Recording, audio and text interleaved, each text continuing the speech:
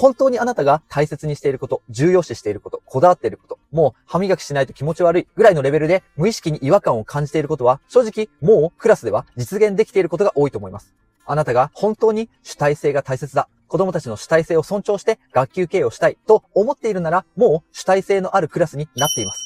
友達に優しく、トラブル少なく、いじめのないクラスっていうことを本当に目指しているのであれば、もうそのクラスにはいじめや悪い言動は起こっていないと思います。あなたと子供たちが日々過ごす時間の中に、あなたがそこに違和感を感じるという頻度がその目標を達成するための手段になっているはずなんですが、本当にこれを自分の本心から来る目標に据えられていないのであれば、そこに違和感を感じられず、どうしても気づけずスルーをしてしまうことが非常に多いです。その積み重ねが今のあなたの学級の姿です。